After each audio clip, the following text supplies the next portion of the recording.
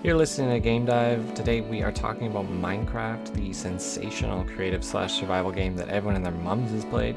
We're going to be looking at what made this game so insanely popular, the successes and shortcomings of its survival elements, and the role mods play in the game. All of that and more coming up.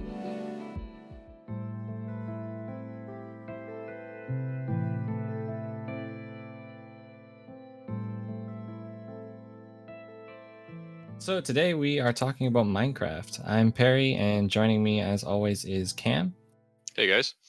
and Evan. Hey.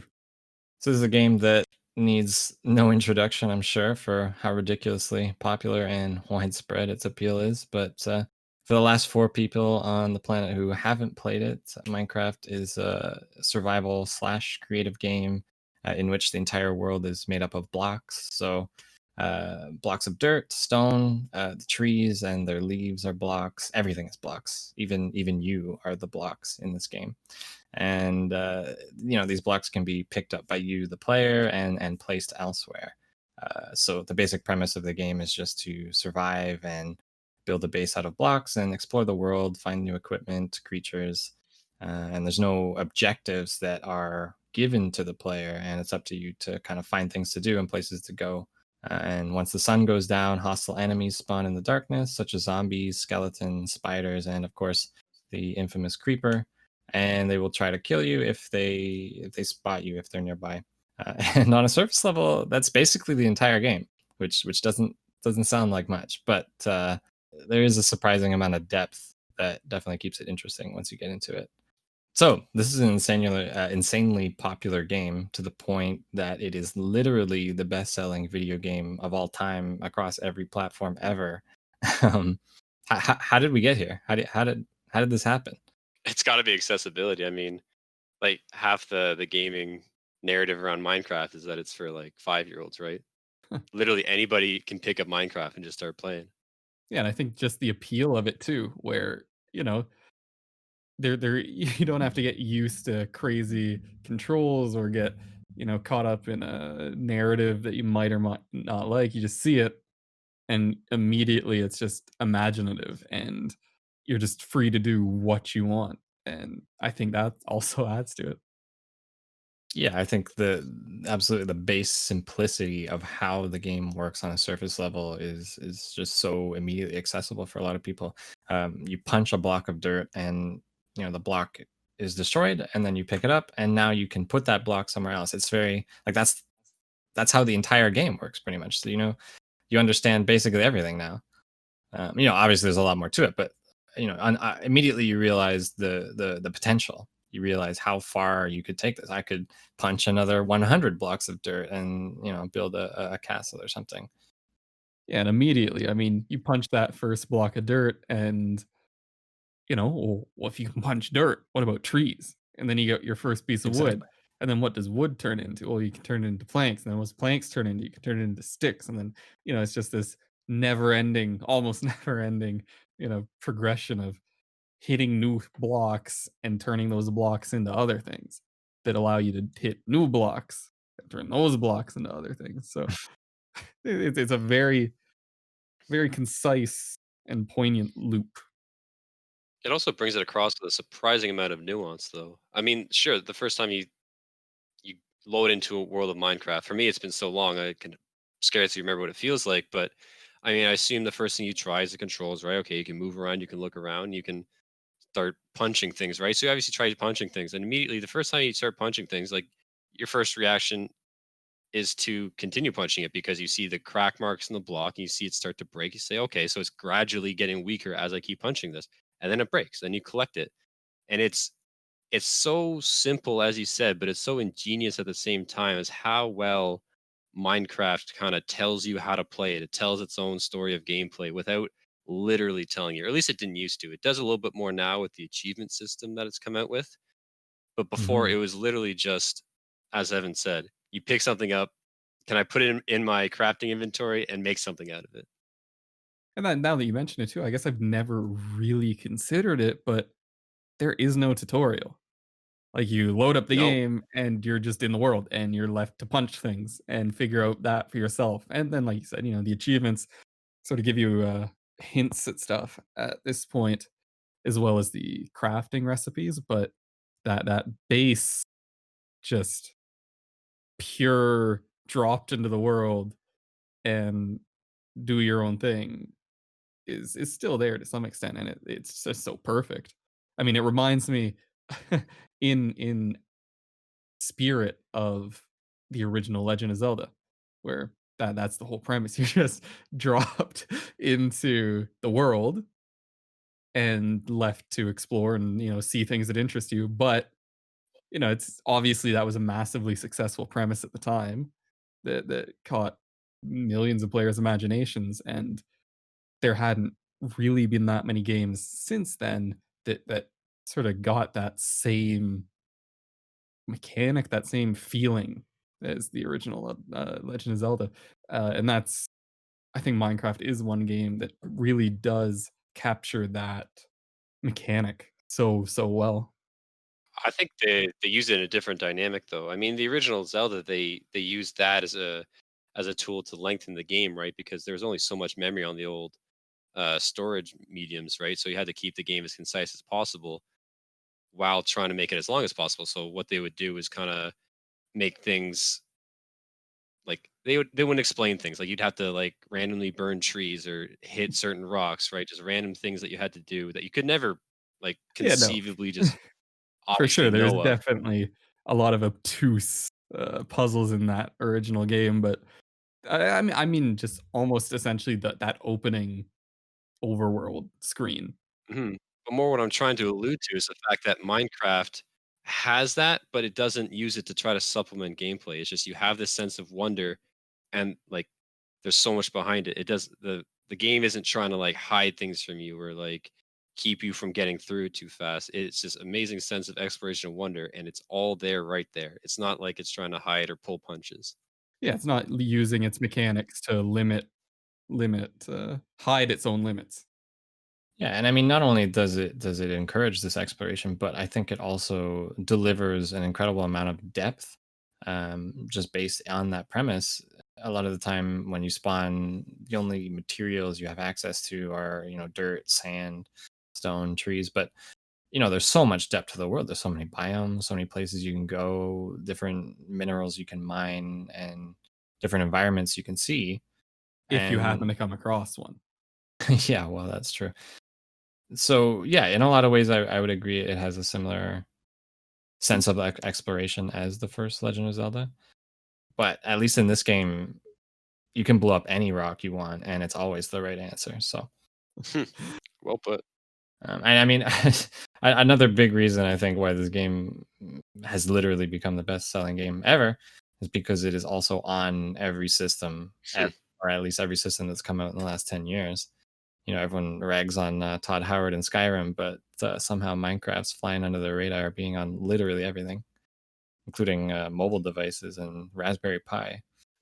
I think with that, at least, there's some defense to be made for it where because of the simplicity of the game itself and the mechanics, it's possible to get almost a full experience of it on any of these platforms, like mobile phone, iPad, computer, console, and where, Bethesda stuff almost sometimes just feels like laziness in a sense where it's just ported to new things instead of doing something else. It's almost given a pass with Minecraft because, Mojang is Minecraft. There's no Minecraft 2 and the spin-offs they've done aren't necessarily of the highest caliber in terms of new games, but They're very in much ter- different experiences, certainly. yeah, so it's like, you don't see Minecraft on a new device and think, "Damn, if only they came out with something new on that device instead of just putting Minecraft there." You think, "Damn, now I could play Minecraft sitting in the washroom or on a long car ride or on the computer or on the TV." And part of that I think comes from the fact that you don't need a specified amount of time. If you're going to drop into some narrative games, you want to be playing for like at least 30 minutes to really feel like you're experiencing and enjoying the game. For Minecraft, you're free to drop in, play as much as you want, and drop back out. You can pull it open your world, get to doing things. And then, like, oh, if you forgot you had to do something, you go do that instead. You just leave and you come back exactly where it was. You pick right off where you left off. Yeah, it's true. There's no commitment to a play session, and there's not necessarily like if you're away for a long period of time either. You don't pop in and you think, I have no idea what's going on. You just start doing something new if you don't remember what you were doing last time, and there's it never feels like you're missing out on what you we used to be doing because everything else is just as valid to be doing. Well, as Perry said, it's not the wrong thing to be doing. Yeah. There's no right or wrong thing to be doing. You just do whatever. Yeah, well, and I mean, it's worth mentioning that the game does have objectives. They're just not presented to objectives like assembling a nether portal and exploring around there, but even that's kind of a soft objective, really, just to check out more of what the game has to offer. But you have things like finding the fortress and then eventually activating the end portal, defeating the ender dragon. But these are really very hidden from the player, and I would even go so far as to say that without the aid of outside resources, no player could ever really reach the end, just due to how Not hard it is to get foreseeably. there. I mean, unless you were in like an actual physical community, there's no way you could find it out without help online. And that's part of the best thing about Minecraft is that there is so many online resources for it between wiki pages and YouTube videos and tutorials. It's Everything is true. available. This is something that I struggle with when thinking about Minecraft, because I feel like any other game, I'd be out here saying, how come I gotta have my internet browser open with like 18 tabs about how to farm cows and optimally grow carrots and shit. But for some reason, it doesn't bother me with this game. I think this game has always had a very crowdsourced feel to it. There's always been such a huge online presence for this game. I mean, obviously, the YouTube community just like exploded, or like the Minecraft YouTube scene exploded, and then even that's how I was exposed to it. Yeah, I mean, where other games, if you looked it up online, you almost feel like you're cheating. With Minecraft, it almost feels like you're supplementing creativity. You're getting new ideas or you're, learning about Yeah, new things you can do, like new mechanics with redstone, let's say, which if that was left up to me, I'd be sitting like at a kindergarten level redstone understanding. But you know, you want to do something, so you think, is this possible to do? You look it up, figure out, okay, you need to make this massive contraption.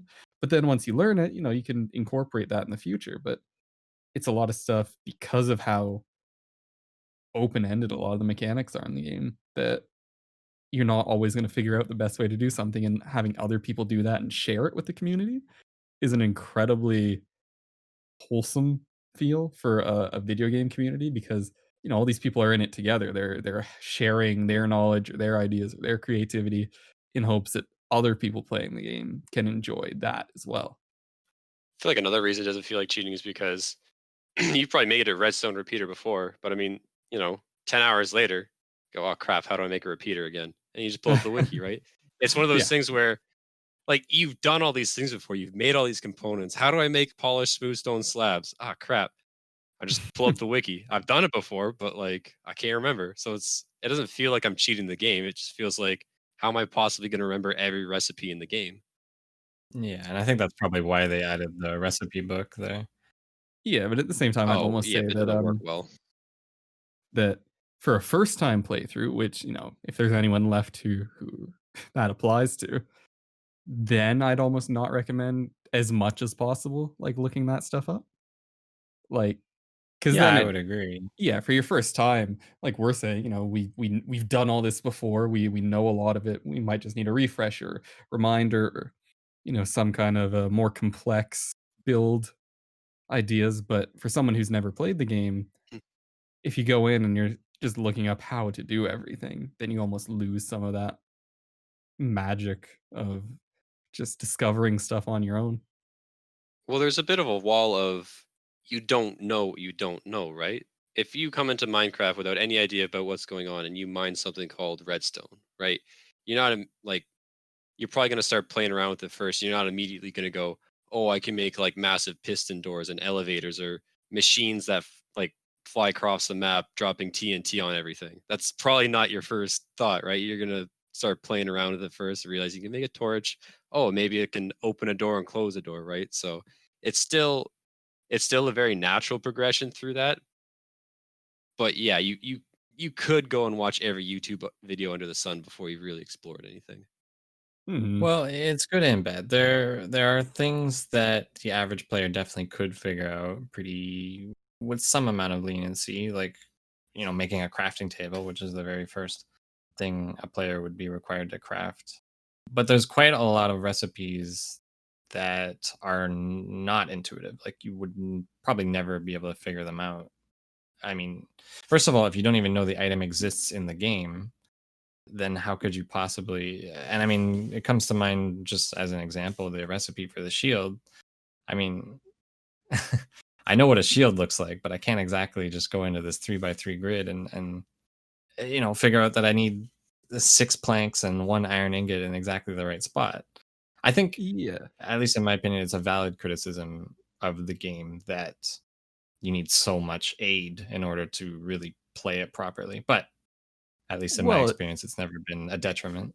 yeah, at this point, though, I mean, the system itself and the materials and items in the game have come such a long way from the initial release in alpha that that simple 3 by 3 grid, well, it used to be intuitive and, simple, how do you make boots? It's 2 and 2 on either side, bottom corners. You know, simple stuff like that, you could probably have figured out with messing around for a minute or 2. But you're right, like, now you get to, like, shields or crazy redstone, blocks or, things like that, and it becomes, well, now you're just trying to guess, "Okay, this thing has iron, so there must be iron in there somewhere, but where does it go?" What's to say this shield has these corners made of iron, but the rest is wood? Like, there's nothing that necessarily is intuitive about that. So, that just becomes a trial and error or a hopeless guessing game unless you do look it up, and that just seems like an effect of adding so many more possibilities in terms of crafting from how it originally started. That's fair, but I think you're also forgetting about how innocent playing the game can be, where you're not even aware of all the stuff you can do, and you're literally just building houses and going into caves, right? And just doing whatever. Where like all the base recipes that you need to play the game, sword's pretty easy, the axe is easy. I mean, a door, right? You can figure everything that's very simple. That's true, but I would argue at this point that shields in particular is, just an example, are absolutely necessary in the latest variation of the game. I mean, it definitely feels like mobs have been tuned in a way that makes shields more necessary now than compared to how when we used to play more often. And Hmm. so in that sense, this is a tool that is probably pretty necessary right now, but doesn't have a necessarily intuitive crafting recipe. Well, the thing is, like maybe it's a valid point back in the day, but now they have the recipe book where if you get a piece of wood, it's going to tell you everything you can make with the piece of wood and tell you how to That's do true. that. Yeah, And then if you have a that's stick, true. it's going to tell you everything you can do with a stick, right? So where it might have been valid without, but now I think like it just tells you how to play the game now. So I think it's hard for the three of us to talk about the game in its current state because the game that we originally played, several years ago, is quite different now, and definitely the recipe book is one of the biggest changes. And I can't even really tell you how it fits into the game because I never use it really. Yeah, same. But certainly, it seems like a good tool for people who have not played it. I think it Yeah, adds on to kind of what the achievement system was set out to do, right? Where the Hmm. achievement system, like, okay, you made a crafting bench and then it tell you to make tools, right? Then it doesn't necessarily tell you how to make the tools, but you think, okay, so there's tools in this game, like, okay, there's trees everywhere. I could probably use an axe. How to make an axe, right? yeah, So it it gives you kind some of direction. led you along that. I think the recipe book is just another addition to simplify and not leave people left behind just because they're not quite as intuitive as other people are at this game. Yeah, that's fair enough. We'd have to track down one of the last four people who haven't played Minecraft to get them to play it and see what they think. But just one more thing that I really liked about the kind of simplicity of the game is some of the kind of logical interactions and with regards to the crafting.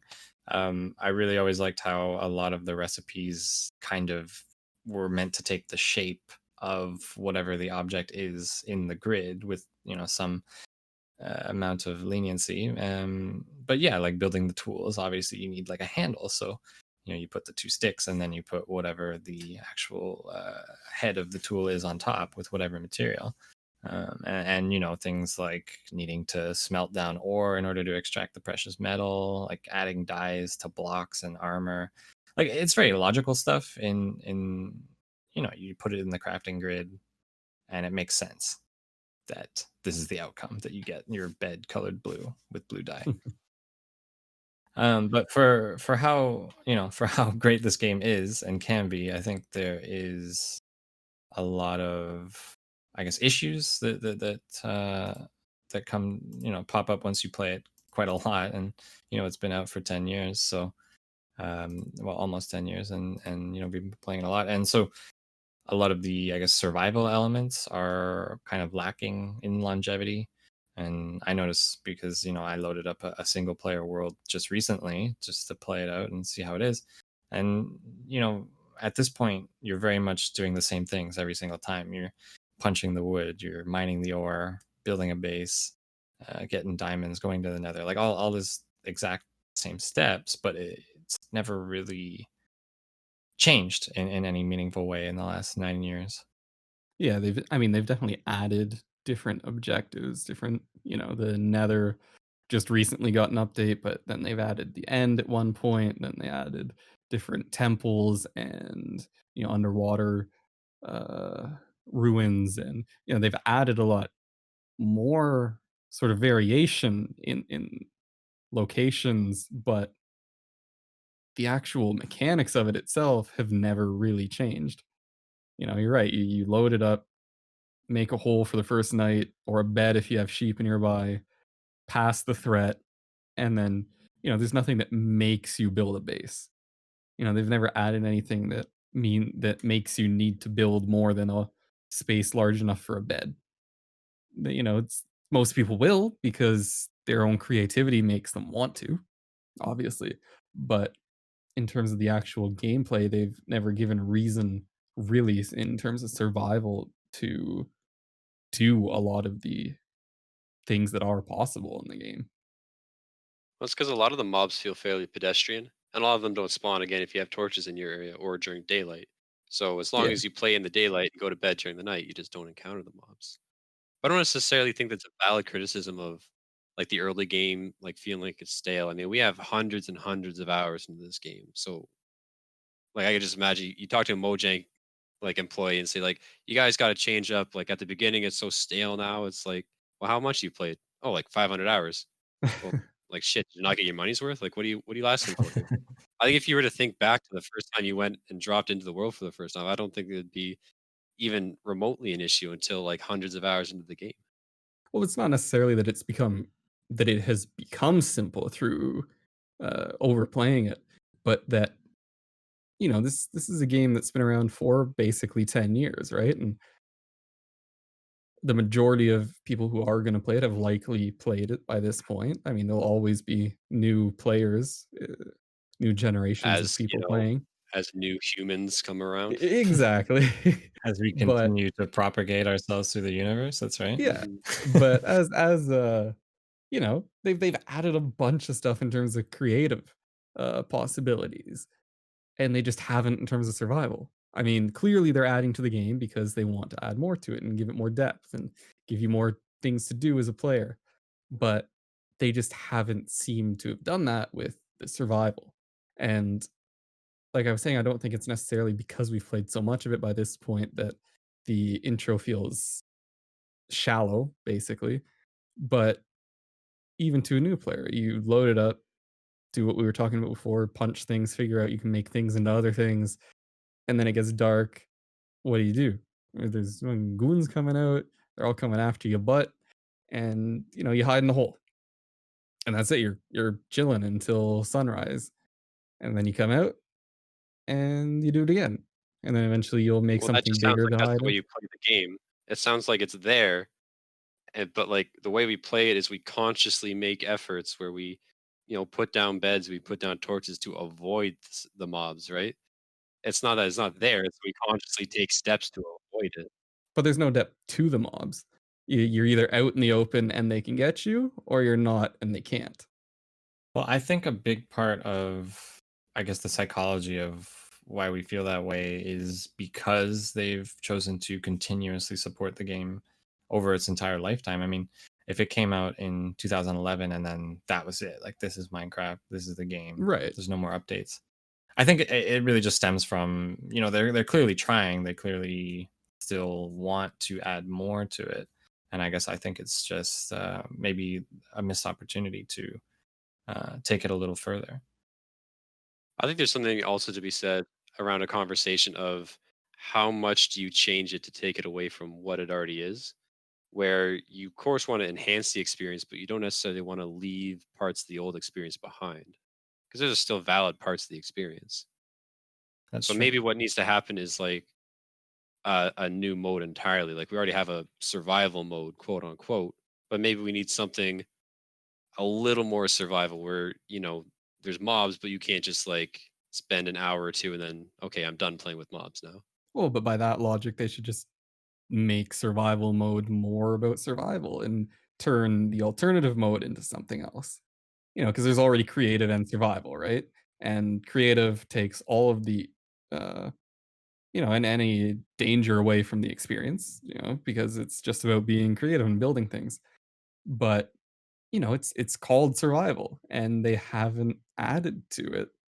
Yeah, but there's a difference between like, okay, I want their mobs to be mobs when I'm chilling in a dungeon and like I don't want anything while I'm chilling at home to when I want there to be danger all the time, right? That's a very clear and distinct Well, but it's not about there change. being danger all the time. It's about, you don't want there to be mobs at home. Obviously, you want to have some downtime, but it's about, you have this wide, like this vast game full of different materials and crafting possibilities. And, you know, there should be a threat, and that should drive you as a player to build something to avert the threat. And all it is right now is building a container to stay in, and that averts the threat. Well, I think Cam's suggestion of making an entirely new game mode is a good one, and for the reason you state of preserving the experience as it is right now for the people who enjoy it that way. Because definitely, yeah, you would have a lot of people who would feel, I guess, disenfranchised by, the regular mode is now way more difficult or way more survival-y, and they enjoyed it the other way.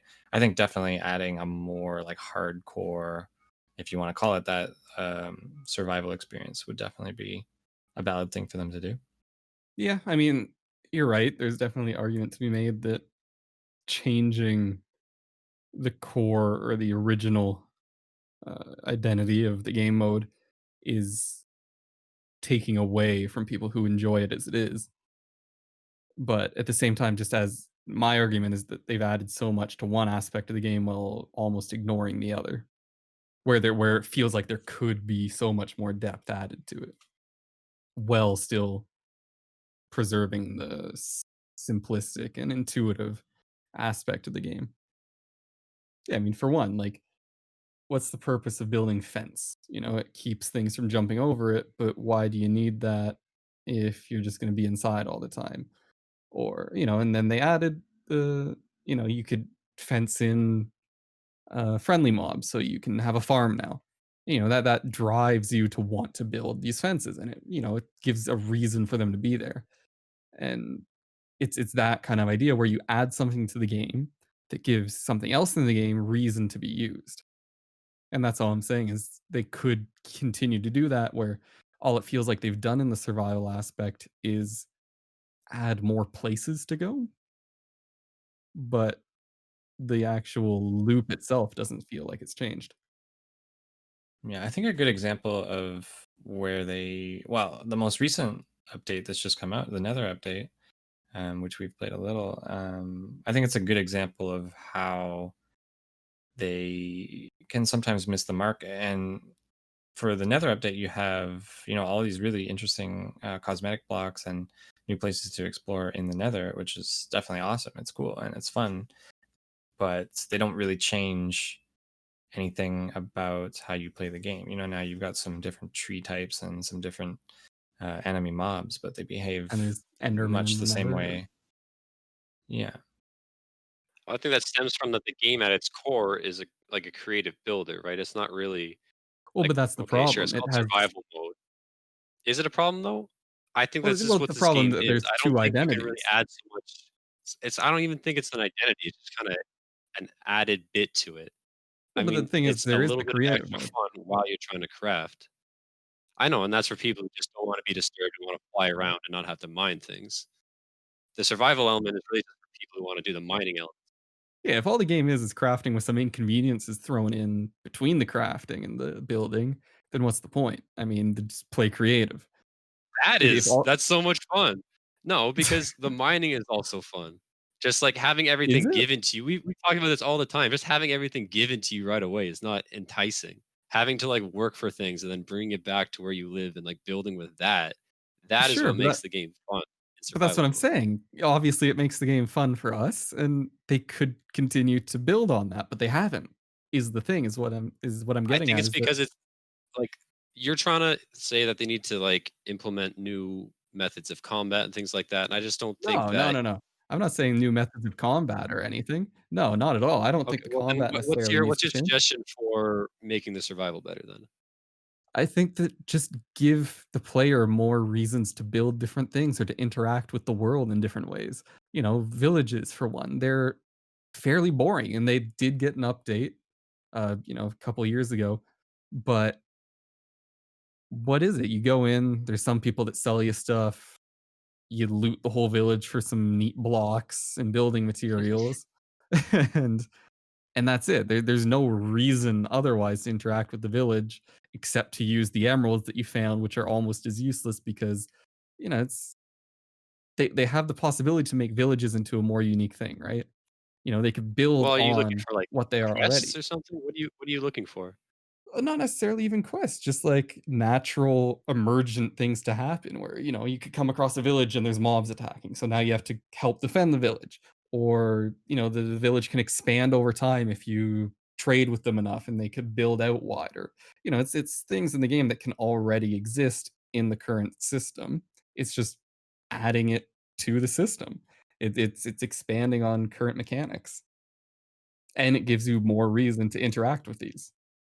Yeah, I think those are some interesting systems that could kind of enrich the experience a bit. And quick shout out to White Light on YouTube. He has a great video about pretty much this exact topic called "A Serious Critique on Minecraft," which I think everyone should check out if they're interested in how survival could be improved or made more interesting, perhaps. I'm more of a mindset that I think a game that tries to do everything excels at nothing. Case in point, something like Fallout 4, where sure it had a million systems, but none of them were expressed properly or done well. Maybe Minecraft would be different because it literally has a 10-year run life, right? It's just been going on so long that they'd have enough time to implement everything like well enough. And people, this is not like a tailored like 50-hour or 40-hour experience, right? This is you're going to play this thing as long as you could possibly want to, or as little as you possibly want to. I'm just thinking that I don't want there to be so much added into the game that it takes away from what there already is. It just kind of dilutes it. Sure, but I don't think that's the idea behind improving, the base survival aspect of the game. It's more of just giving you more reason to interact with the Yeah, no, systems I in don't the have a game. problem with your suggestions about like the villagers, for example. I think that's a perfectly valid critique. I just the way you're talking about like doing something with the survival thing, I don't know what you were really talking about. Like, Yeah, I don't mean, like, add hot and cold, thirst and yeah, tiredness. that's what Yeah, I I don't mean thought, that. and No, then no, no. what every 3 days a creeper spawns on your bed and just for fun. Just turn the game into Don't Starve, Yeah, Yeah. basically. yeah.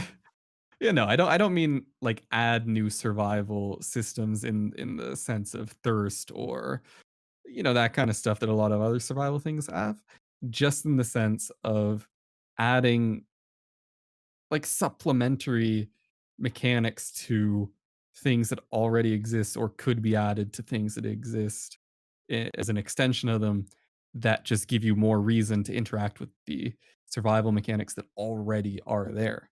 That the core of it is there. Like you say, you don't need to change that part. You just need reason to interact with it, which is what I think is missing at this point after a 10-year run Mhm. life. But it could be hard straddling the line of things to interact with versus like things that you need to interact with, right? Minecraft Yeah, is a lot about you really go your own way and do your own thing. So I'd be for that as long as they don't start, well, and that's the thing. It's like I don't like the idea of putting things behind like I don't know, event doors, right? It's like I don't really yeah, care for about this. sure, I yeah. don't really want to do that. But I mean, then again, it's hard to want to do that in the first place without that. It's like a paradox. Well, one good example is the, pillagers. There was one playthrough we had where there is a pillager tower nearby, and it exists in the current system. There's nothing that needs to change in terms of the gameplay, but it gives you reason to go into, you need to defend your area if you're settling there, especially, which we made the mistake of doing. And so now you have to engage with them. And it's not necessarily hard unless you try and actually pillage the pillager's tower. So you can avoid any significant difficulty for the most part until you want to. But then once you do, it gives you, you need to build shields because they have a lot of range stuff, and then you need to build decent armor because there's a decent amount of them, and you're gonna be getting hit somewhat. And then you need theoretically you would need a way to stop them from spawning, and it's just giving you reason to do things that you already could have.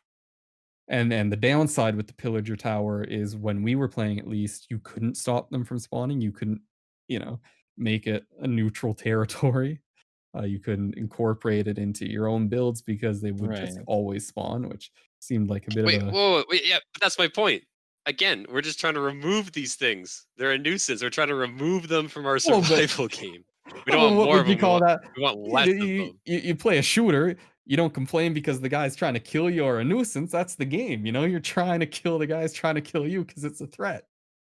Yeah, but that's It's the point of the game. This one is like I want to get rid of these guys so I can get back to playing the game. Can I like I can't get rid of this base? All right, well this save file's done. This home's done. Call it a day. We're moving. We're moving neighborhoods.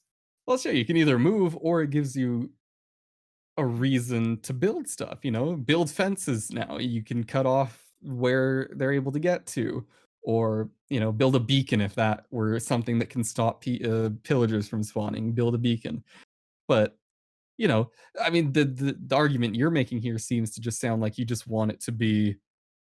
I mean, you've said otherwise, but it just sounds like you want to make it just creative with uh, as little friction on there as possible without No, just getting rid of it. this is so frustrating. I like the mobs. Look, when I go into a dungeon, I look. There's more than the difference between creative and survival is not just there's mobs. Okay, there's a ton of differences, and the fact that I want to be able to chill at my house without being accosted by pillagers constantly.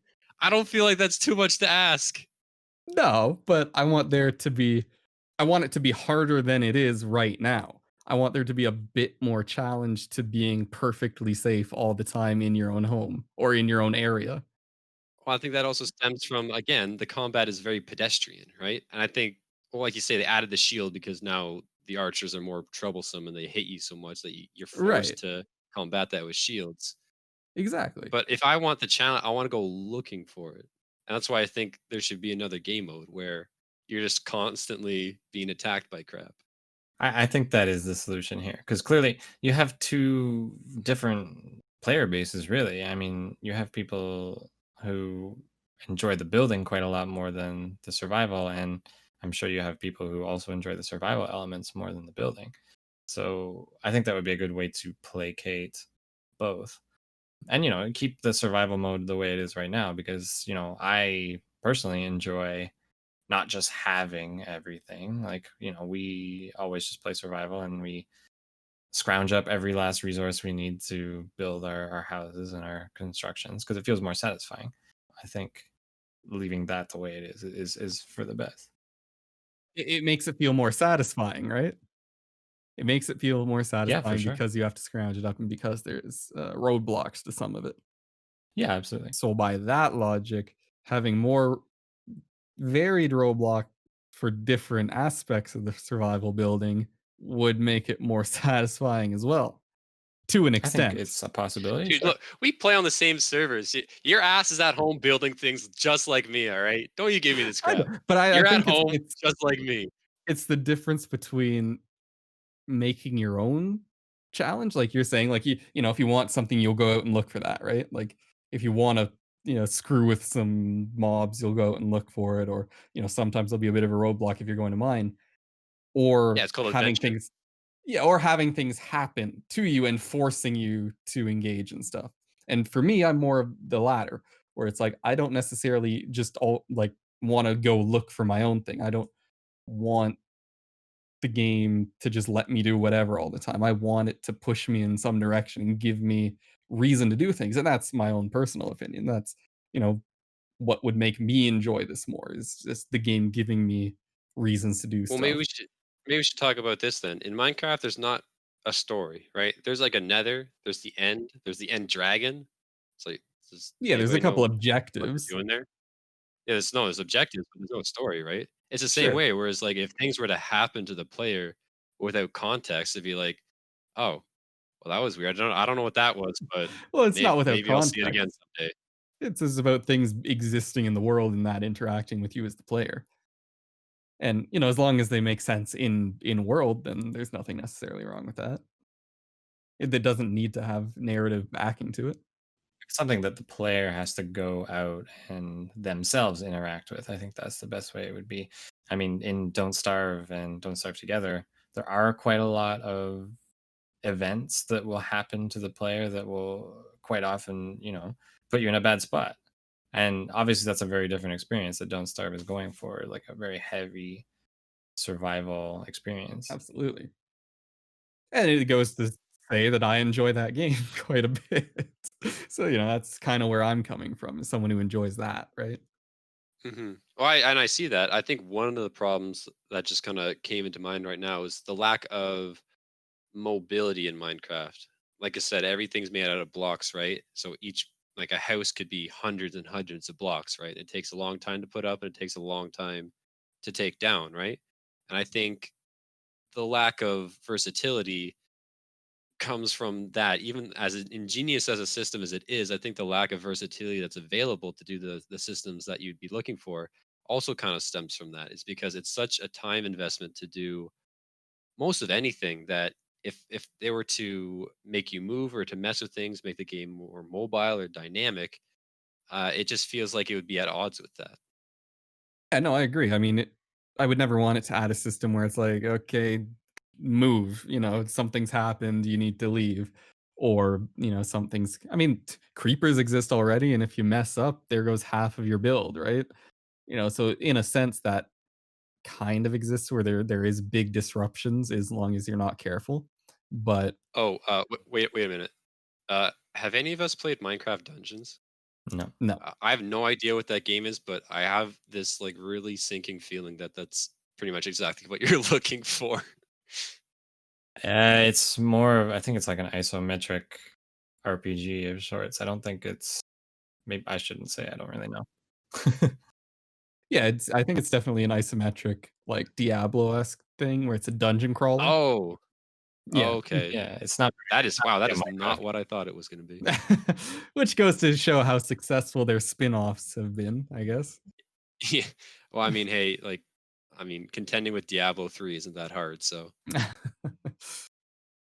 Well, I'd like to talk about, and we talked about it a little bit more, the kind of community online crowdsourcing, almost grassroots feel that this game has, and that's just kind of the amount of modifications that this game allows, that it allows for people to put into it. And it's one of the things I've always really appreciated about it is like how simple it is. You've got things like resource packs, which are, you just download it, you just pop it in a folder, boom, it's in your game. Like, it couldn't be simpler. There's, people can make adventure maps and then upload those online, and then you can download that and play through this kind of scenario or this course that they've constructed. And there's mini games, there's gameplay mods, there's character skins, and it's there's never been another game that I've played in any case that has made it so easy, so accessible for at least if you're using the Java edition of the game, which you should be.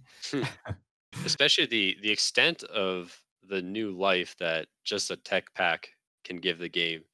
Just reskinning everything, just giving everything a different look and feel to it. Like it almost makes it an entirely different experience. Obviously, it still operates the same, but if you haven't used a tech pack, I cannot even describe to you how different the game feels with one on. Everything can look nicer or look different. It's just it can really wow you. Some of them. Well, and the thing too is that the resource packs have, if you don't like the look of the base game, make it into something you do like. You have full freedom to choose between any, within the uh, grid system, the block system, any visuals that you enjoy. Yeah, and you also don't even need to be like a graphics artist to do it or even really understand how video game texturing works. You can just go in, I think it's just a PNG file, and it's made up of a 16 by 16 there, and you can just color it in. Like it's not difficult. And it's something that's just not possible in like any other 3D game. It's an inconceivable depth of creativity. Like can you imagine loading up Star Wars Battlefront, and oh, here's this texture pack I downloaded from the internet that completely changes how it looks. Like it's right inconceivable. I think the unique aspect of Minecraft in that regard is, obviously a lot of other games have huge modding communities. Skyrim is an example, but up until recently, at least with Skyrim, this wasn't a thing. But with Minecraft, it's as though they've always encouraged it almost. There's dedicated options in the menu to get to resource packs, and it tells you how to, download one and put it in the right folder, and then all it is, it's a simple UI, and you just click it and put it over, and it makes it even more accessible than it already is for what as simple a modification as it would be otherwise. And the fact that Mojang seems to encourage it from just the menu items is what I think is so unique about it. I think that stems from like back when when the game first came out, it just had such a small dev team that if you wanted any changes, that's like you Do it can't leave yourself. everything up to the dev team, right? You got to do it yourself. And I think that Mojang does a great job because it didn't used to be that easy to install a tech pack. There wasn't a button just in the menu to do it back when it first came out, right? And I love that Mojang is so like willing to say, yeah, this is the way people love to play the game. It's one of the reasons why people still love to play the game and they're embracing it. I think that's really cool to see the developer doing that. So then one thing I would ask is, well, we talked about Skyrim in our previous episode, and we distinctly decided that, we can't judge Skyrim based on the mods or textures or whatever that is available alongside it to You supplement what the decided that. game's lacking. Okay, I decided that, but is is it fair to think the same with Minecraft? That it almost feels like it's part of the game at this point, these new texture packs or I mean mods to a lesser extent obviously, but I still think that they're supported in a way that makes it feel like they're can almost be considered alongside the base game as opposed to a lot of other games. Well, I don't necessarily, with how accessible all the modding is for Minecraft and for a lot of games, my opinion is now, as it was in Skyrim, is that this is the better way to play the game. So, regardless of whether or not this is the way that the developer made the game right off the bat, this is a totally valid way to play the game in a way that most people play the game. So, I think this is part of the game, and I think that it makes the experience what it is. Well, it's valid, but in a sense of being able to judge the game as it was created. We can't say Skyrim's incredible because this mod makes it really good. We say Skyrim is this game, but this mod makes it incredible. True, but you're gonna tell your friends, don't play Skyrim. It's really fun with this mod, but like, that's not the way they want you to play it. So, game's trash. Don't buy it." Well, it's the same. Well, I'd be like, even my sister, I told her like, "Hey, play Skyrim. It's an incredible game, but you should get these mods if you can because it makes it better." Yeah, absolutely. So, but I think it's really the conversation we're having here is how do you judge a piece of media that can be modified by the user, right, which and is what I'm It's almost a saying bigger impossible. conversation. yeah, what I'm saying Yeah. in terms of Minecraft is it almost seems like it's more encouraged than most other games, even Skyrim at this point, in to to a degree that I almost feel the opposite of my opinion for Skyrim, that you can consider these mods when judging Minecraft to an extent. Yeah, I mean, I think I'm probably just a fanboy, but when it comes to Minecraft, I'm just like, "Oh, mods, yeah, that's part of the game." Like, "Ah, yeah, you Well, know." it depends if you value criticizing the developer and the original game that they made versus the experience that most people experience. Right, I think Because the it's experience valid most people both ways. interact with is vastly different. Well, I know, yeah, it's true. It's just, well, like Perry said, it's impossible to, you know, quantify every mod that exists for Minecraft because some mods could turn into a completely different game. Yeah, of course, yeah. Mhm. Yeah, but I mean, for example, like there's plenty of mods that add to those things I was talking about earlier about the survival aspects and building on that. So if Mojang didn't do it themselves, it's become accessible enough that you can add it to your game if you want it to be that way. Is part of this that like Mojang used to be like three dudes in a shed versus, Bethesda's been a large studio for a very large amount of time? That it feels like it's okay for Minecraft to have mod support because, Because they're an it's indie, a it small used to be indie small, it used to be developer. indie. Oh, yeah. They're Well, I definitely think, not owned by I think that is Microsoft. a big part of the psychology, though. I think you're right, Mhm. because yeah, when Marcus Persson made this originally, it was literally just him.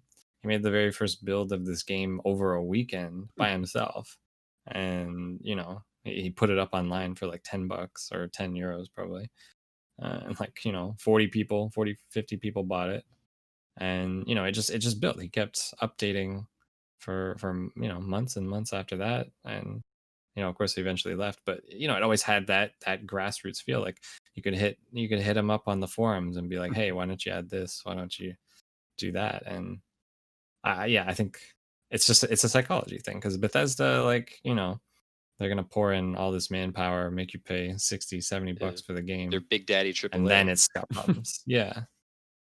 Yeah. Whereas, like, you can still go on Twitter and fuck with with, uh With Notch. with Notch, sorry, yeah. Yeah, it's a It's that's a different a different experience feel these days. to it. Things have changed. Todd Howard Things have and changed. Notch are very different people. Yeah, Yeah. absolutely. That's a whole podcast episode on its own. Yeah, so I mean, thinking back to the resource packs quickly, well, I really appreciate it personally. We play multiplayer a lot, which is a whole other thing, like talking about the game in the sense of single player versus multiplayer and what that changes. But, you know, unless you're all playing with the same look, everything's going to look different and it might look crap for someone else because it changes the aspect of the game so much. 'Cause you have poor taste in texture pack. I mean, that's just a cost of doing business, the way that works. I Yeah. mean, there's other games where you can have visual mods on your end that don't appear for anyone else. Plenty of games are like that. No, for sure. Yeah. But I think the bigger issue that multiplayer has is that it completely obliterates any semblance of balance, at least in Yeah. terms of survival. We've been playing recently, and we haven't really had to care about dying that much, like, at all. Yeah. It's really Well, we just min-max the shit out of it. yeah, we have like /TP command. We can, we streamline the experience in a lot of the way. Yeah. Even like, if we're all down, cave diving and we find something valuable, we just go back. One of us will just eat it, go back, spawn at home. One of us will teleport back with the supplies. And then, it's our own fault. But In a way, yeah. in a way, I mean, the mechanics allow us to do this, and the Well, exactly, and I mean, lack of consequence for death almost in multiplayer. well, exactly, and I mean, to bring up Don't Starve Together, which is a multiplayer survival game, we could never exploit the game in that way, Yeah, because it was absolutely. built in such a way that you can't just teleport to your friends. You can't, death has consequences. It's just a more unforgiving game in general. Well, it's more true to the survival aspect of it. Yeah, I mean, it's worth mentioning that Minecraft is absolutely way more fun in multiplayer, Hmm. and that's the primary way that I've played it over the last 10 years. Not that I don't have 100 hours in single player, but Yeah, absolutely. I think we've all played that crap ton of single player in this game, but it's actually goes back to my earlier point about part of the reason why multiplayer is so much more fun for us now is of ourselves we give each other that drive to do different things. Where the mechanics don't exist in the game that drive us to do something, but each other will. You'll say we need logs for something, so I can just run and go and grab logs, or we'll they'll be like. or we Rochambeau. I don't want to fucking get logs this time. You do it.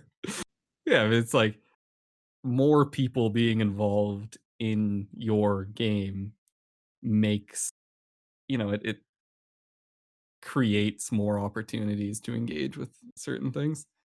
It's definitely the lesson of like the past decade. It's multiplayer good. Yeah, I mean, it's the perfect game for multiplayer. It's just, it's a sandbox. You're just hanging out, at the kiddie park with your friends in the sandbox. There you go. You just play around, whatever, have fun.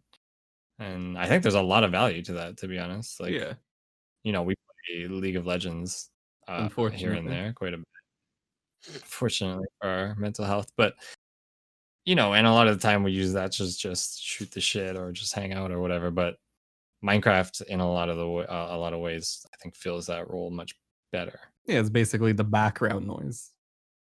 But then the problem appears, which we found recently, is that maybe not at the game's own fault. You just run out of things to drive you to keep playing. We got diamonds within the first day or two. Day, I'm pretty sure. And then we went to the Nether because we wanted to check out the new stuff, and that was within the next day. There wasn't much to pull the sessions along at this point. Well, I think this is just going to come back to what Cam said earlier about, once you've already dropped 100, 200 hours on a game, there is a stopping point or a breaking point, Yeah, inevitably. But it's also about you play as long as you have that inspiration. Because I mean, even now we could go back and play for hours, right? It's not like we go back and be like, oh yeah, it's this again. I'm tired of it. It's like if I'm inspired to go back and build something, I'll absolutely go back and go and build something. It's not so much that the gameplay loops get tiring. Because I mean, that would happen super quickly if that was all it was about. It's not an overly complex game. It's about taking your inspiration, your creativity, and manifesting it. So, and as long as that exists and stays alive, you can play for forever. but that comes back down to the survival versus creative. Oh, get your ass out of here with your damn survival. Yeah, it's because at its core, to me, I prefer the survival, and I really enjoy the creative, but I want there to be reasons for me to engage with it aside from just feeling like building something. And if that were there, I feel like we could pull out our sessions longer than they would be otherwise. That's true, but it's also a thing of if it stacks up to other things. Like maybe I just go play a narrative-driven game or an RPG instead. Sure, but I mean, look at League of Legends, as as Perry brought up, we play that, and hell, if that isn't the most miserable grinding experience half the time, but it pushes At us to time. yeah, at a majority of times, but you know, the challenge pushes us to play more, and that's something that could be incorporated to Minecraft in some way. I'm not saying, let creepers gank you from, out of nowhere and suddenly Give them they're TP. yeah, their top lane zombies come Put in in the too. alcove. And but I just mean that, having challenge added where there isn't anymore, I think would draw out the life of the game. I think that's fair. So, I mean, speaking of challenge, where is the challenge? Like, do you think it has a fairly high skill ceiling? I mean, in terms of redstone, for sure. But otherwise, in terms of mining, combat, building, sort of arguably, like, where do you think that ends up? I think it's got a different definition of challenge than your traditional game. Where a traditional game is more how hard is it to stay alive? How hard is it to kill your enemy? Whereas this game, Sure. you can build things, sure. But I mean, then you go online, you look at things like, well, shit, I'll Wow, I never be able to suck. build anything like that. Yeah. I'm not gonna build fucking Noah's Ark or some shit like to scale. Well, I think that the skill ceiling is quite low in this game, and sometimes it can be frustrating. Having played it as much as I have already, I still miss my sword swings on enemies like all the time, like just out of reach, or they're too close and you miss. And the way the hunger system works is a little Frustrating. it's frustrating. Yeah. And you only regenerate when you're at 9 out of 10 on the meter. And then it rapidly decays while you're healing. And it's really easy to not notice that you're out of the healing threshold while you're in the middle of combat. And I mean, there's no real way to express any skill, right? You walk in with a shield and a sword and maybe a bow, and you put the shield up when the arrow comes. You hit the creeper and back away, and hit it again. Yeah, I think they attempted to add something with the rhythm they added for sword swings, where, the Yeah. little meter builds up and then you do an AoE more powerful strike. But, clearly they might think that there needs to be some more expression than just mash left click and hopefully the thing you're hitting is dead within a few seconds. But I don't think it was enough. I mean, now you just have to wait a bit longer between each swing. And now it does AoE too, so that even makes it easier. Well, I honestly wonder what could they do for the combat in this game to make it more interesting and raise the skill ceiling, really. I don't know.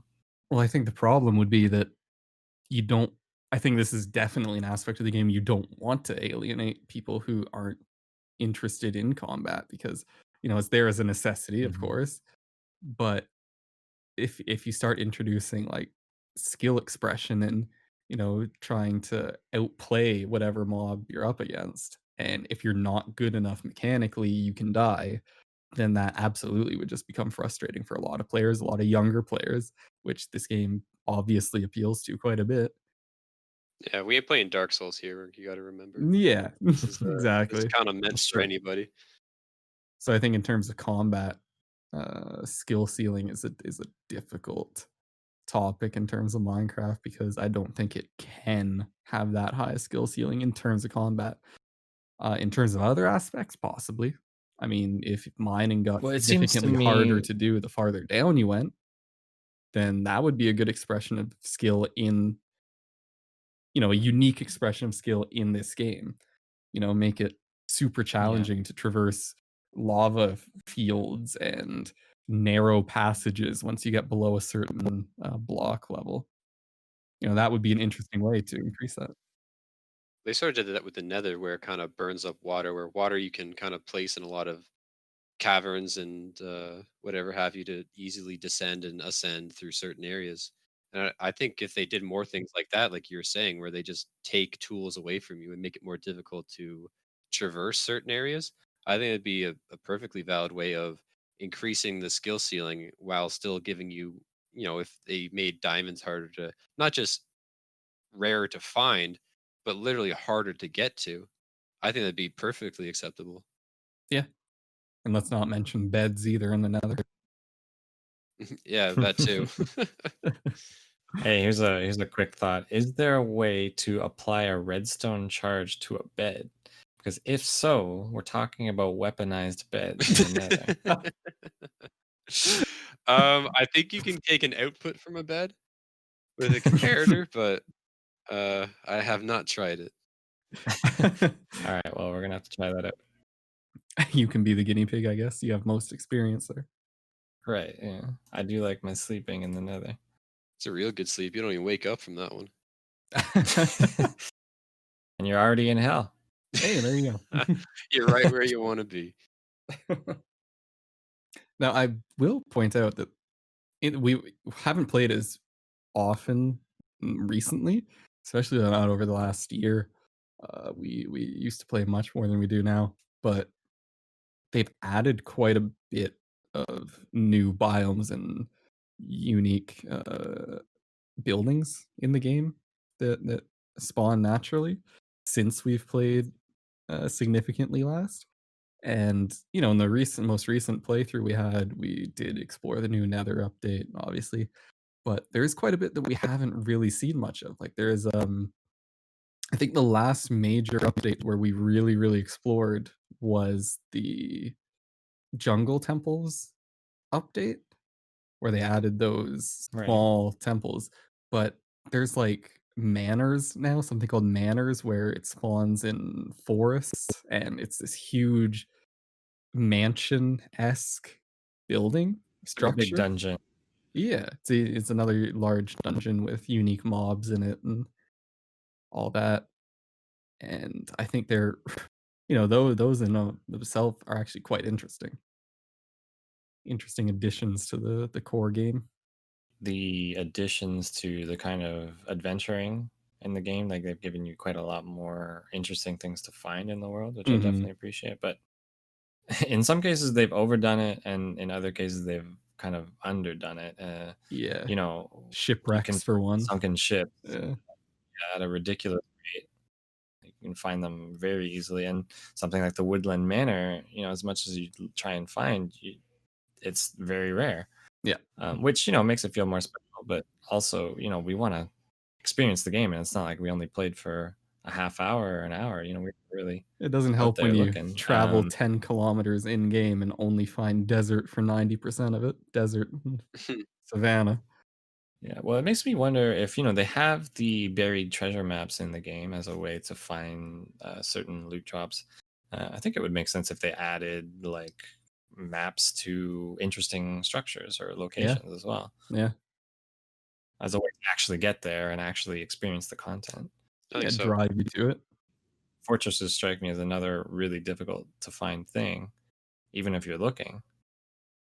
So I think that would be a good thing to do. Well, Yeah. it's sort of like how I said, like it's not a mobile game. Once you put your stuff down, you only want to stray so far away from it, because then the only way to really get back is to die, and then whatever you got on your journey, you just lose. That's So they, true. I think it's a good idea to put in maps to places, because yeah, once you've kind of set up shop, you kind of get attached to it. You don't want to leave, and there could be a lot of other cool things in the map. They're just so freaking far away. Yeah, it would almost be a good game to add some way to craft, you know, quick travel points. Where but the problem is they could be abused almost too easily, where you just, stick one at the bottom of this mine or stick one at home, stick one, a kilometer away just because 'cause you're too lazy to walk there and, possibly encounter a challenge in between. Well, I think if they make it an expensive enough recipe to make those well, here, okay, in Stardew Valley, for example, like the iridium sprinkler is a very powerful crafting recipe, Right? and you can't get that many of them to begin with, but you kind of start to get them every so often till the point that you eventually have enough of them. And I feel like that would be a way they could do it here. For sure. Maybe you need maybe you need emeralds to build them or something, so you need to trade with the villagers to make teleporter to get emeralds to build your teleporters, something like that, as an example. I Yeah. think it would be a good thing. Yeah, for sure. I mean, but then, they've done a similar thing with beacons already, where it's a super late game, massively expensive, structure to build, but I think they missed the mark on that one. I mean, the buffs themselves have such short range and are so almost inconsequential until you get to the highest level of them that the value isn't there for the cost of the actual build itself. So it would be whether or not they manage to hit that where it's difficult to build and expensive to get to the point where you can't just, pop them out every time you need one, but where it doesn't become such an obscene cost for little payoff as it was with beacons, I think.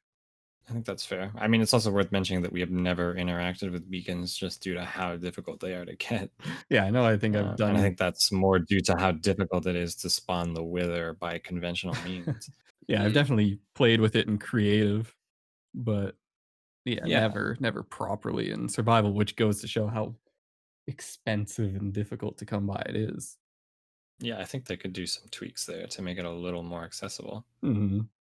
Because it's almost like they're approaching it from the angle of, well, everyone's going to look this up on Wikipedia, so we need to make it, as difficult to do as possible, Yeah. which I don't think is the right way to approach it at all. So it's no secret that this game has kind of, in the early 2010s was all over the internet. And at this point has become something of an internet meme, and it's definitely has had such an interesting impact on pop culture and internet culture in general. Let's plays, for example, on YouTube, they really kind of exploded in popularity around the same time that this game was coming out. I mean, there's massive amounts of YouTubers and Let's Players who got their start in Minecraft, basically, who got their surge in popularity through it. I think part of that's due to the fact that you can express yourself so well in Minecraft, right? It's so like the way that I play Minecraft or what I build is going to be different than anybody else, right? So if you have someone who's exceptionally interesting or expressive, then Minecraft is just like a perfect avenue for them to go down. Yeah, and it's almost like it was the wiki before the wiki. Yeah, well, absolutely. I think that was a big way that people kind of found out how the game worked, was through YouTube and forums and that sort of thing, Well, it was interesting myself watching included. the way that you found out about games go from just forums on, say, GameFAQs to instead watching walkthroughs and let's plays and things on YouTube instead. Watching it become a video format instead of just a text-based conversation online.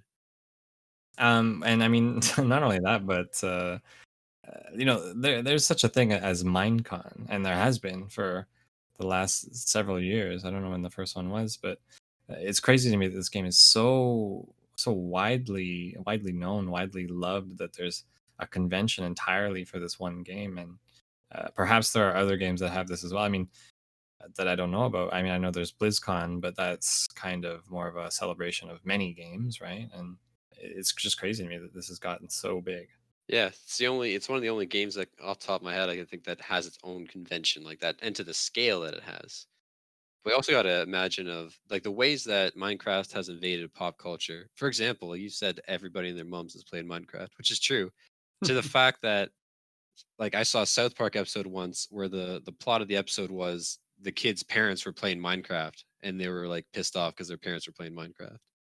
And that's like a big TV show. It's like that is like literally everybody's playing Minecraft. That's how far reaching this game is. To be fair, South Park is definitely a critique on pop culture as it is in the world and other political motivated things. So think of Of all course, but it's not shows. just gonna make things up like that. Yeah, no. Well, I mean, even like comparatively, like as huge as Fortnite is right now, it's almost like it's the new what Minecraft was for a younger generation.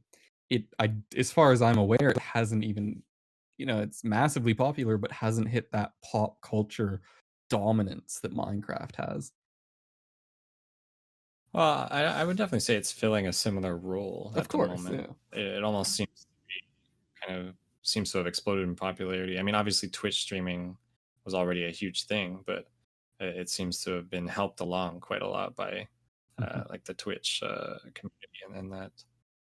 Well, also, it's amazing that Minecraft is not only so popular then, it's still popular now. It's still streamed a lot Yeah, now. There's still Let's Plays now. yeah. So where Fortnite and a lot of other games, Fortnite obviously has obvious staying power as it's been around for a little while, but like how like it's like some games still can't compete with Minecraft. And Minecraft's been going for 10 years. Yeah, I think they reported that there's something like 126 million monthly active players on Minecraft, which is insane. Like right now, there's that number. That is an 10 years insane later. number. Yeah, incredible. Well, with that, why don't we move on to some final questions here? And I've been waiting for this one the whole time here. So Evan, do you think that there could ever be another Minecraft game or like a sequel, like Minecraft 2? Is it gonna happen? Yeah, I don't know, honestly. I mean, as the game is already, it's such a service. Like, they're constantly building on it. And the only way I could see them making a distinct sequel is if they needed to update the engine, like in and of itself, and update the physics surrounding it, and expand the possible interactions in game. But that it doesn't seem necessary right now. The game as it is perfectly capable of doing almost everything you want it to. So until there's a technical limitation, I think, that limits what they'd wanna do within the game, I don't think there needs to be or will be a sequel.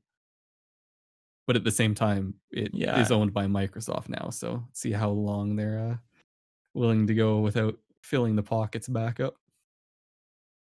Well, yeah, I think that's where I land as well. I mean, definitely not long ago, I felt much the same way. Like, why would they ever need to? They can just keep updating this. They've been doing it for 10 years, so why bother? And definitely, money It's a good is a reason, big yeah. point there. But much to your point, definitely, if it had kind of many different systems, dynamic systems, in how you play it and what you can interact with, I think that would merit, like, if it was a different experience with a similar base. I mean, I can't exactly tell you what that would look like, but I think it's something that could happen, and maybe it should, I mean, as the but we'll game see. is right now, the only technical limitation I can even think of that impacts, my day-to-day gameplay of it is liquid physics, because those things are god awful and they make no logical sense in game or otherwise. And I'm not sure if that's a limitation of the engine itself or just how, the coding was implemented. But if that's one thing I would get Minecraft 2 for better water physics. Okay, shush, they'll hear you. $40, better water physics. Sold. So, I guess in a similar vein then, Cam, do you think that we'll ever see a new game that is kind of like Minecraft, but while not necessarily being an exact clone? I mean, have we already seen that game? I think we've seen it manifest in a lot of different forms. I mean, before Minecraft, sure, there were some RPGs that allowed some element of crafting, but now almost every game has some form of crafting, whether it's like, Far Cry games where you have to collect, plants and put together different herbs and stuff like that to make medicine and whatever you have.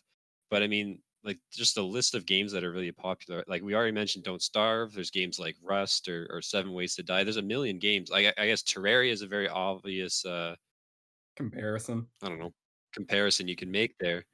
Uh, Obviously very different, but I really feel like Minecraft kind of started the crafting epidemic we kind Trend. of see in games right now, where Epidemic, yeah. there's scarcely a game where there isn't some form of crafting, right? Where Minecraft, it's so well built into the game, and a lot of games just will generally tack it on.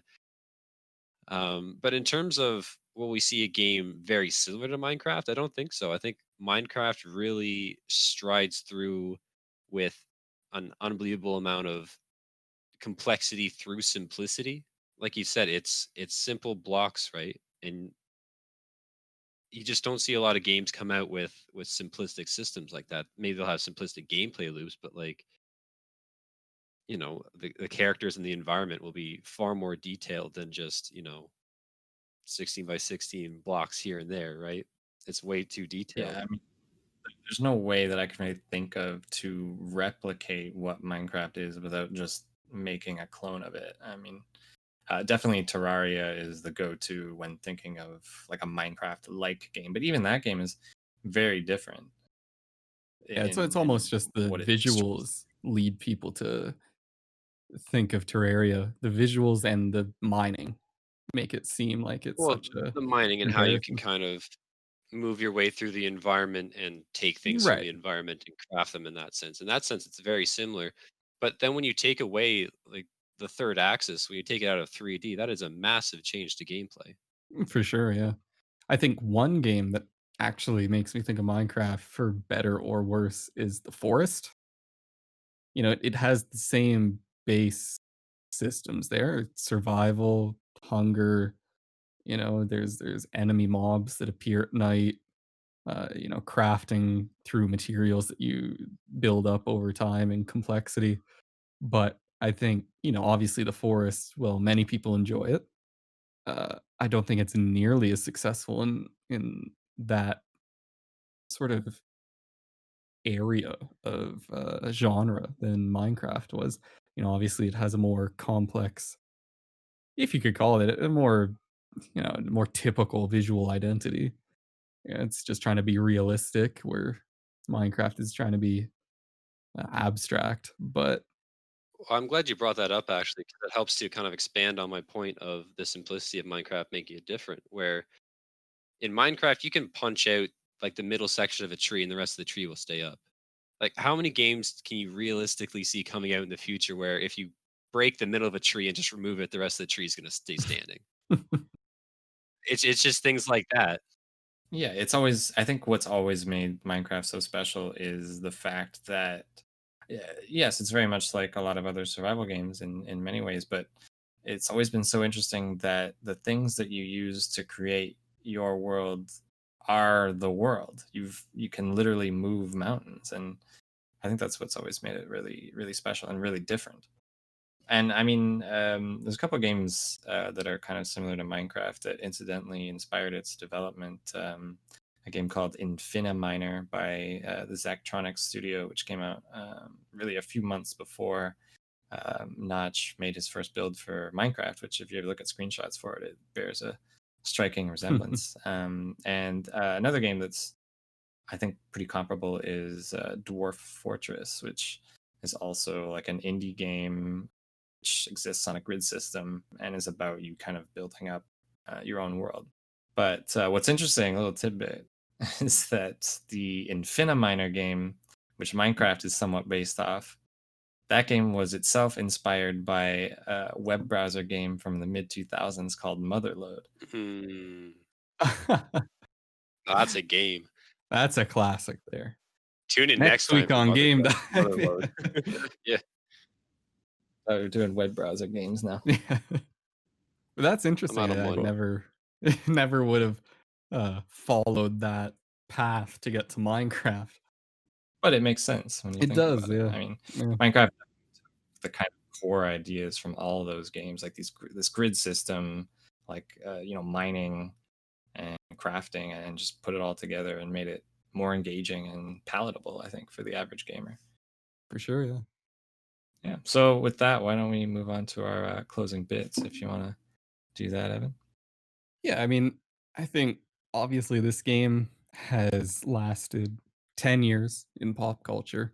I mean, it started from pre-alpha with, bare bones, barely enjoyable systems, that were unique at the time to, the extent that is changed now.